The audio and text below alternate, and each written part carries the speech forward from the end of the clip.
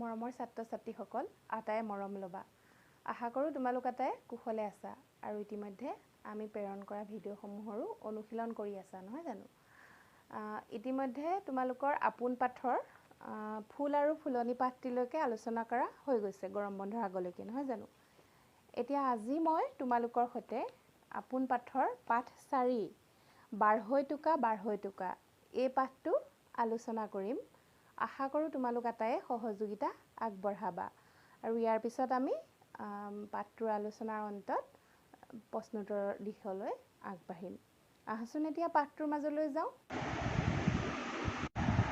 মৰমৰ ছাত্ৰ-ছাত্ৰীসকল, ইতিমধ্যে ফুল আৰু ফুলনি পাঠটিৰ পিছত এতিয়া আমি বাঢ়ৈ টোকা পাঠটি আলোচনা কৰিবলৈ লৈছোঁ। বাঢ়ৈ টোকা মানে কি বুজি পাইছানে?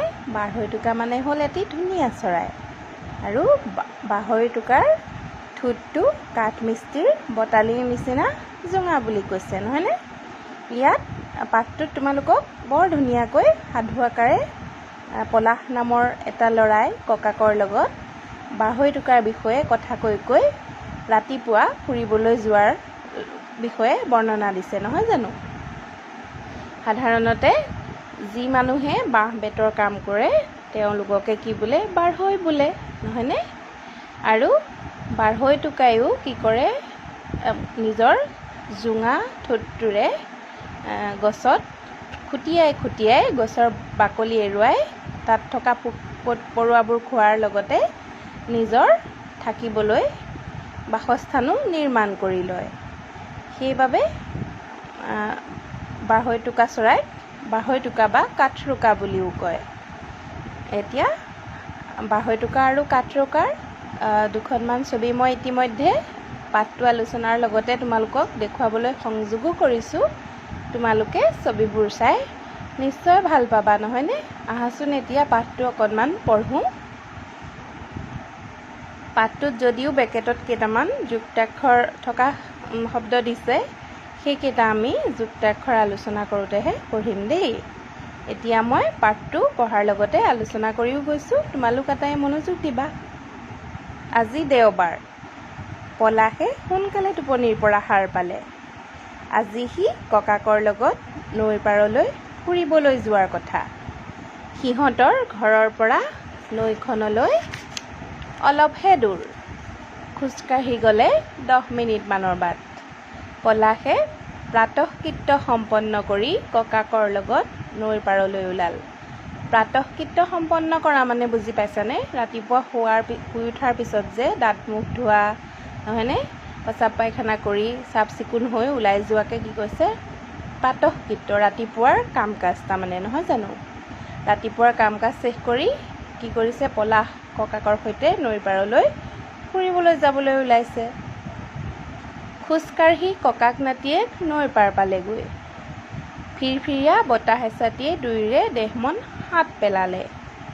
সদায় সোধাৰ দৰে পলাশে ককাকক মাজে মাজে ইটো সিটো কথা সুধি গ'ল। নাতিয়েকৰ প্ৰশ্নৰ উত্তৰ ককাকেও দি গ'ল। তেনেতে অলপ আঁতৰৰ পৰা এটা অচিনাকি শব্দ ভাঁহি আহিল। তোমালোকৰ ককা আছেনে নাই বাৰু? ককা আইতাক বৰ ভাল লাগে নহয়নে। ককা আইতাবোৰে ধুনীয়া ধুনীয়া সাধু শুনায় নহয়নে। আৰু আটাইতকৈ ডাঙৰ কথাটো কি বাৰু?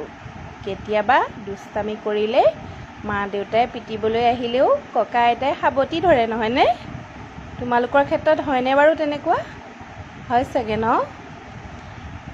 এতিয়া পলাশেও সেইবাবে ককাকক ইটো সিটো কথা সুধি গৈ কেতিয়ানো নৈৰ কাষ পালেগৈ গমেই পোৱা নাই। আৰু তেনেতে কি হ'ল? কথা পাতি গৈ থাকোঁতে অলপ আঁতৰৰ পৰা এটা অচিনাকি শব্দ ভাঁহি আহিল। শব্দটো কেনেকুৱা আছিল ইয়াত দিছে? টক টক টক টক টক, টক টক টক টক টক, টক টক টক টক টক। তাৰমানে কিহৰ শব্দ বাৰু সেইটো? তাৰমানে কাঠৰোকা বা বাঢ়ৈ টোকাই গছত যে সিহঁতৰ জোঙা বটালিৰ নিচিনা ঠোঁটটোৰে খুটিয়াই গছৰ বাকলিবোৰ এৰুৱাইছে, তেতিয়া সেই শব্দবোৰ হৈছে নহয় জানো। পলাশে কাণ পাতি শুনিলে। শব্দটো তাৰ বাবে একেবাৰে অচিনাকি, আগতে কেতিয়াও শুনা নাই। পলাশে আগতে শুনা নাই নহয় জানো? তোমালোকৰো তেনেদৰে অচিনাকি শব্দ এটা শুনিলে কি হ'ব? অলপ মানে আচৰিত হ'বা তোমালোক, মন দি শুনিবা শব্দটো নহয় জানো? তেতিয়া পলাশে কি বুলি কৈছে ককাকক? ককা ককা সেইটো কিহৰ শব্দ? তাৰপিছত ককাকে তেতিয়া কি বুলি কৈছে? শব্দটো ককাকে ইতিমধ্যে বুজি পাইছে নহয় জানো? আৰু মিচিককৈ হাঁহি পেলাই কি বুলি কৈছে? সৌ গছজোপাত পৰি থকা চৰাইটো যে দেখিছা? তেতিয়া পলাশে আকৌ ককাকক কি কৰিছে? প্ৰশ্ন কৰিছে, কি চৰাইনো সেইটো? তেতিয়া ককাকে কি বুলি কৈছে? বাঢ়ৈটোকা। সি তাৰ ঠোঁটটোৰে গছত খুটিয়াইছে বাবেই টক টক শব্দ হৈছে। পলাশে তেতিয়া কি বুলি কৈছে? হয় নেকি? আমি যে পৰিৱেশ শিক্ষাৰ পাঠত বাঢ়ৈটোকা চৰাইৰ ছবি দেখিছোঁ, সেই চৰাইটোৱেই নেকি? পলাশে ইতিমধ্যে পৰিৱেশৰ পাঠত বাঢ়ৈটোকা চৰাইৰ বিষয়ে পঢ়িছোঁ বুলি কৈছে নহয়নে? পৰিৱেশৰ পাঠত ইতিমধ্যে আমাৰ চৌপাশৰ গছ বন চৰাই চিৰিকটিবোৰৰ বিষয়ে আলোচনা হয়। সেইকাৰণে পলাশেও পৰিৱেশৰ পাঠত বাঢ়ৈটোকা চৰাইৰ ছবি দেখিছোঁ বুলি কৈছে আৰু সেই চৰাইটোৱে নেকি বুলি ককাকক প্ৰশ্ন কৰিছে নহয়নে? তাৰপিছত ককাকে তেতিয়া কি বুলি কৈছে? সেইটোৱেই। অলপ আঁতৰৰ এজাৰ গছ এজোপাত পৰি থকা চৰাইটোলৈ আঙুলিয়াই ককাকে ক'বলৈ ধৰিলে। তেতিয়া ককাকে অলপ আঁতৰতে এজাৰ গছ এজোপাত পৰি থকা বাঢ়ৈটোকা চৰাইটোক দেখুৱাই পেলাই সেইটোৱেই যে বাঢ়ৈটোকা চৰাই সেই কথাটো পলাশক ক'লে। এজাৰ গছ চিনি পোৱানে নাই? এজাৰৰ ফুলৰ ৰং কেনেকুৱা? বেঙুনীয়া নহয়নে? এতিয়া খুব ফুলে এজাৰবোৰ নহয়নে? গান এটাও আছে নহয়, এজাৰ ফুলা দেখি বেজাৰ কিয় কৰ, হয়নে? ভাল লাগে নহয় জানো? শুনিবা দেই। বাঢ়ৈটোকা চৰাইৰ ওপৰৰ ঠোঁটটো একেবাৰে কাঠমিস্ত্ৰীৰ বটালিৰ নিচিনা জোঙা আৰু মজবুত। মই ইতিমধ্যে কৈছোঁৱেই নহয় জানো? কাঠমিস্ত্ৰীৰ সঁজুলিবোৰৰ নাম জানানে নাজানা? পাইছা তোমালোকে প্ৰথম শ্ৰেণীত নহয় জানো? আচবাব আৰু সঁজুলিৰ বিষয়ে। বটালিয়ে কি কৰে? কাঠ খোলে নহয় জানো? আৰু বাঢ়ৈটোকা বা কাঠৰোকা চৰাইৰ ঠোঁটটোৱেও গছত ফুটা কৰে বাবে, গছৰ ছাল বাকলি এৰুৱাই বাবে কেনেকুৱা বুলি কৈছে? কাঠমিস্ত্ৰীৰ বটালিৰ নিচিনা জোঙা আৰু মজবুত বুলি কৈছে। ঠোঁটটোৰে খুটিয়াই খুটিয়াই গছৰ বাকলি এৰুৱাই গছত ফুটা কৰিব পাৰে। ফুটাটোৰে সিহঁতে পোক পৰুৱা বিচাৰি ফুৰে। এনেদৰে বাঢ়ৈৰ দৰে কাম কৰিব পাৰে বাবেই সিহঁতৰ নাম বাঢ়ৈটোকা। মই ইতিমধ্যে কৈছোঁৱেই নহয়, সিহঁতে বাঢ়ৈৰ নিচিনাকৈ কাম কৰিব পাৰে বাবেই সিহঁতৰ নাম কি? বাঢ়ৈটোকা বা কাঠৰোকা নহয়নে? আৰু বাঢ়ৈৰ কাক মই ইতিমধ্যে ক'লোৱেই নহয় জানো? তেতিয়া পলাশে কি বুলি কৈছে? তেনেকৈ পোক পৰুৱা বিচাৰোঁতে বাঢ়ৈটোকাৰ দেখোন বৰ কষ্ট হয়। পলাশে কথাটো ভাবিছে, সদায় আৰু তেনেদৰে ঠোঁটটোৰে যদি গছৰ ছাল বাকলি এৰুৱাই এৰুৱাই পোক পৰুৱা বিচাৰিবলৈ হয়, তেতিয়াহ'লে দেখোন বাঢ়ৈটোকা চৰাইটোৰ বৰ কষ্ট হয় নহয়নে? বাঢ়ৈটোকাই বৰ কষ্ট কৰিব পাৰে। তেতিয়া ককাকে কি বুলি কৈছে? বাঢ়ৈটোকা চৰাই বৰ কষ্ট কৰিব পাৰে, যিহকে তিহকে নাখায় নহয়নে? লাগিলে কষ্ট কৰিব, কিন্তু যিহকে তিহকে নাখায়। ককাকৰ কথাবোৰ শুনি পলাশে চৰাইটোক ভালদৰে এবাৰ চাই ল'লে। চৰাইটোৰ ৰংচঙীয়া ৰূপটো দেখিও তাৰ ভাল লাগিল।